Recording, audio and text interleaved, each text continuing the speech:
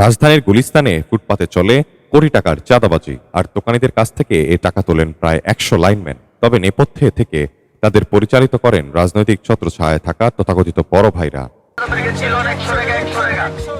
ফুটপাত ও মূল সড়ক দখল করে দোকান বসাতে হলে এসব বড় ভাইদের খুশি করতে দোকান প্রতি এককালীন গুনতে হয় 20 থেকে 30 হাজার টাকা, আর দিনে দিতে হয় 150 থেকে 200 টাকা।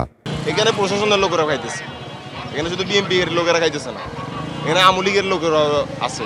হকারদের পাশাপাশি টাকা আদায়ে অভিযুক্তরা বলছেন চাঁদার ভাগ যায় পুলিশের পকেটেও। রাজধানীর ব্যস্ত এলাকাগুলোর একটি অন্যতম হলো গুলিস্তান। চুরি, ছিনতাই আর ডুপ্লিকেট পণ্যের জন্য আগে থেকেই পরিচিত এই এলাকা। তবে এই সবকিছুকে ছাপিয়ে আলোচনায় সড়ক ও ফুটপাত দখল করে ওঠা, হকারদের কাছ থেকে চাঁদাবাজি, সিন্ডিকেটের তথ্য। অভিযোগ রয়েছে প্রভাবশালী কিছু ব্যক্তি ও স্থানীয় চক্রের নিয়ন্ত্রণে চলছে এই বাণিজ্য। সরকারি কিন্তু আমি বলেছি, কিন্তু এর ভিতরে টাকা দিত নেতা আছে, এলাকার ভিতরে খেলা বসে 7টা খেলা বই টাকাটা এই রাত্রে আসে 8টা 9টা 7টা মাগরিবের পরে। ফুটপাতের প্রতিটি দোকান থেকেই নিয়মিত আদায় করা হচ্ছে চাঁদা। অনুসন্ধানে বেরিয়ে এসেছে ইঞ্চি মেপে বরাদ্দ দেওয়া হচ্ছে হকারদের জায়গা। 60 ইঞ্চি জায়গার জন্য অগ্রিম নেওয়া হচ্ছে 20 থেকে 30 হাজার টাকা, আর সন্ধ্যা নামলেই লাইনম্যানরা এসে নিয়ে যায় লাইনের খরচ। ভিডিওতে যে ব্যক্তিকে দেখা নিয়ে যাচ্ছে টাকা, তার নাম হচ্ছে কুদ্দুস।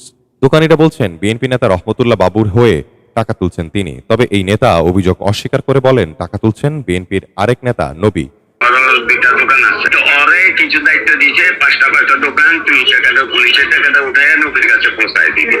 নবী দেরি করে, পুলিশ প্রশাসন।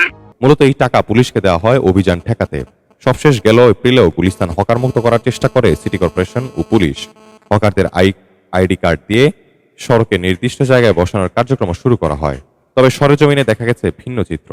অভিযোগ রয়েছে টাকা দিলেও মেলে জায়গা, বসানো হয় দোকান। আমাদের অনুসন্ধান বলছে স্টেডিয়াম মার্কেটে রয়েছে মোবাইল বাবুল নামে এক বড় ভাই। তাকে খুশি করতে পারলেই মিলবে স্টেডিয়াম মার্কেটের যে কোনো ফুটপাতে দোকান। তাকে খুশি করার উদ্দেশ্যে পরিচয় গোপন রেখে যাব তার কাছে। চাঁদা যদি না দেয়, হুমকি দেয়, কালকে থেকে দোকান লাগাইছে না, যদি লাইন বিল না দিতে পারো, পোলা বাইনা এবারে দিয়ে হামলা করলে আমরা কিছু জানি না। মতিঝিল থেকে গুলিস্তান সড়ক ও ফুটপাত দখল করে বসানো দোকানের সংখ্যা 9,000-এর কম বেশি। আর এসব দোকান থেকে চাঁদা তোলেন অন্তত 12 জন নেতা।